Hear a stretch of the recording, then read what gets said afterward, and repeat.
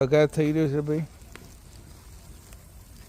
તેલ નાખ્યું, તેલ પછી રાઈ જીરું, રાઈ જીરું, અને આ છે મરચું મસાલો. હજી કકડવા દેવાનું બરાબર. તો શાક બનાવવા માટેની રેસીપી આપણે જોઈએ. ઉડી ભાઈ,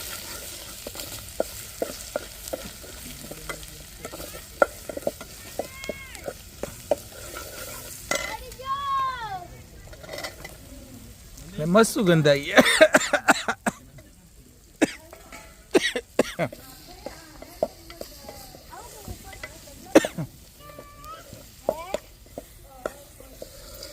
પાણી લેવા ગયા ત્યાં સુધી આપણે લઈ નાખીએ.